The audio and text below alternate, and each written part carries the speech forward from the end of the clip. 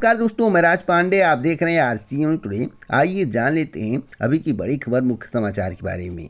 अभी की latest update के बारे में बात करेंगे, पूरी खबर विस्तार से देंगे।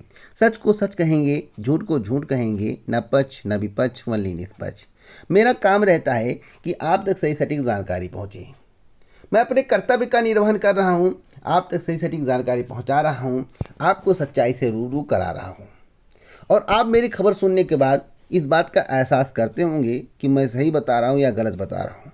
कुछ लोगों को तत्काल मेरी बातों पर एहसास नहीं होता है, मेरी बातें सही नहीं लगती हैं, लेकिन समय आने के बाद वो हमारे फैन बन जाते हैं। मैं इतना कह सकता हूँ। जूनियर शिक्षक भर्ती की बात है, नई और पुरानी। जूनियर शिक्षक भर्ती का विज्ञापन कब तक आएगा, भर्तियाँ कब तक होंगी और पुरानी भर्ती का क्या हाल है, प्रक्रिया कब तक आगे बढ़ेगी, इस पर भी जानकारी आपको मिलेगी। महंगाई पर लगा बड़ा झटका, कौन सा झटका लगा, इस पर भी बात करेंगे। UP triple SC exam calendar update के बारे में बात करेंगे। एचडीएफसी के चेयरमैन को नींद नहीं आया, किस कारण से नींद नहीं आया, इस पर भी बात करेंगे। आखिरकार आजकल के ज़माने में नींद की प्रॉब्लम ज़्यादा क्यों हो रही है? किसी को किसी बात को लेकर टेंशन, किसी को किसी बात को लेकर टेंशन, लेकिन टेंशन सभी को है। इस कलयुग में कोई स्वतंत्रता नहीं है कि हमें किसी बात की टेंशन नहीं, कुछ ना कुछ टेंशन रहता है। कुछ बड़ा होता है, कुछ छोट होता है, कुछ सहन करने लायक होता है, कुछ सहन करने लायक नहीं होता, तो नींद नहीं आता है। तो आइए पहली खबर के बारे में जान लेते हैं। उससे पहले आप लोग एक जानकारी मांगते हैं, सर आपके वीडियो का नोटिफिकेशन हमारे पास नहीं आता है, आपकी वीडियो को नहीं देख पाते हैं। तो वीडियो को देखने के लिए चैनल को सब्सक्राइब करें, बेल आइकन दबाएं, ऑल पर सेलेक्ट करें, वीडियो को लाइक शेयर करें। अगर आप तभी वीडियो नहीं देख पाते हैं, नोटिफिकेशन नहीं जाता है, तो गूगल पर सर्च करें आरसीएन न्यूज़ टुडे, एक बार सर्च करके देख लीजिए।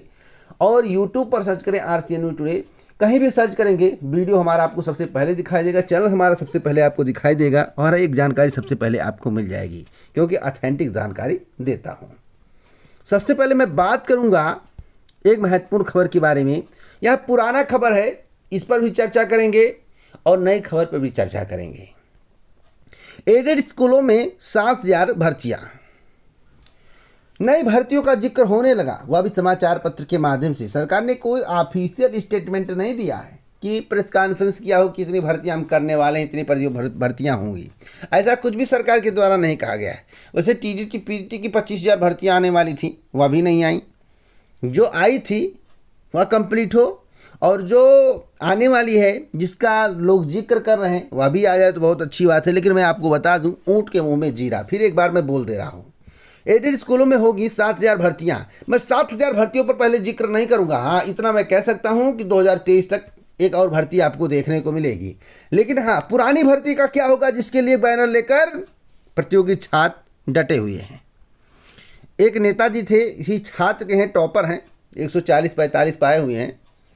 उन नेताजी को इस गिफ्ट देने का इस समय बहुत शौक़ है, मतलब कि शुभकामनाएं देने। अरे उनसे मैं कहता हूँ, जाकर कहिए मुख्यमंत्री जी से, उप मुख्यमंत्री जी से, मंत्री जी से कि भर्तियां जल्द से जल्द कंप्लीट हो जाएं।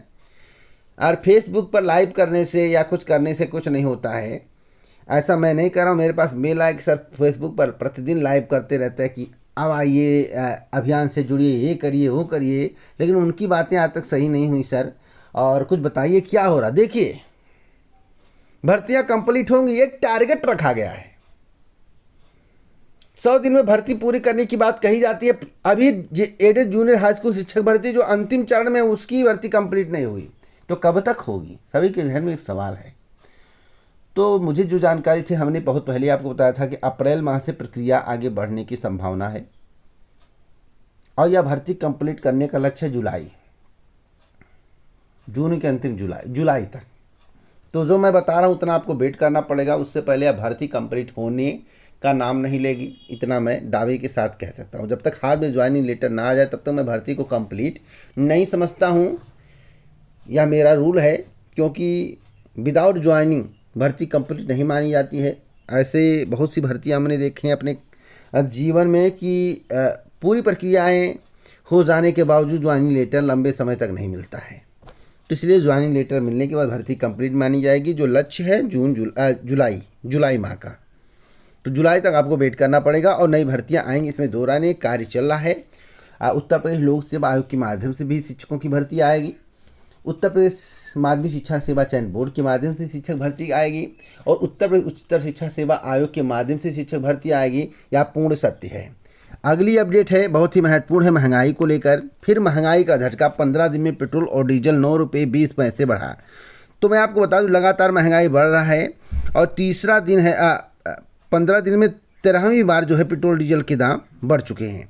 तो लगातार दाम बढ़ रहे हैं, इस पर सरकार का कोई नियंत्रण नहीं है। अभी कल की खबर आप लोगों ने पढ़ा होगा कि देश के प्रधानमंत्री उच्च अधिकारी शंका जता रहे हैं कि श्रीलंका जैसे हालात ना हो जाएं।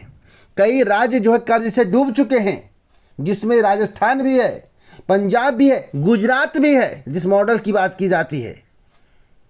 तो इससे आर्थिक तंगी की संभावना है।